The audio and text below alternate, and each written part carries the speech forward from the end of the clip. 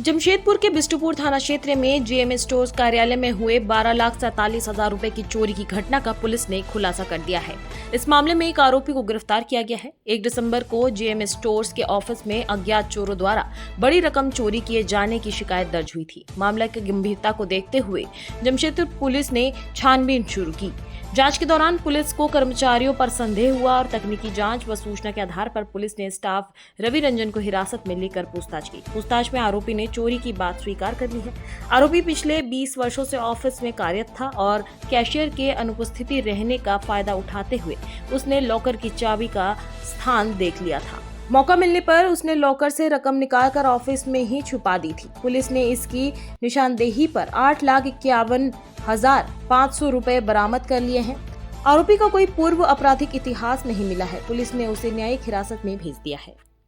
दिनांक 1 दिसंबर 2025 को बिष्टुपुर थाना को ये सूचना मिली थी कि वादी के श्रीनिवास राव जो कि सीनियर अकाउंटेंट है जेएमए स्टोर्स के। ये जेएमए स्टोर्स टाटा मोटर्स का one of the oldest and biggest dealers है। यहाँ पे 12,47,000 रुपए की चोरी हुई थी। तो क्योंकि ये बहुत इंपॉर्टेंट डीलरशिप था और अमाउंट जो इन्वॉल्व था बहुत हाई था, तो एक टीम बनाई गई थी जिसको लीड कर रहे थे डीएसपी सीसीआर मनोज ठाकुर, और उसमें अहम भूमिका थी बिष्टुपुर थाना टीम की। उसमें हमने जितना जल्दी हो सकता था अनुसंधान में टेक्निकल एविडेंस यूज किया, ह्यूमन इंटेलिजेंस जो था, जो भी सर्कमस्टेंशियल एविडेंस हमें उधर मिला था उसको यूज किया, जिससे हमें पता चला कि एक युवक है रवि रंजन जो कि पिछले 20 वर्ष से इस कंपनी में काम कर रहे हैं। उनके द्वारा ही ये पैसों की चोरी की गई थी। इसमें जो स्टोरी था वो आपको बता दी, जो कैशियर था इस कंपनी का वो छुट्टी पे था, तो उसके एब्सेंस में जहाँ पे चाबी रखा जाता था, जो सेफ था जिसमें सारा पैसा रहता था, ये जो रवि रंजन था इनको आइडिया लग गया था कि चाबी कहाँ रखा जा रहा है।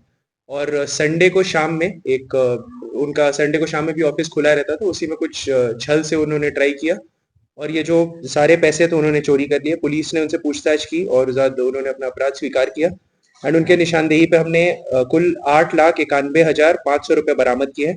इसमें अभी तक हमें जो समझ में आ रहा है कि ये 12,47,000 एक अकाउंटिंग एरर भी हो सकता है।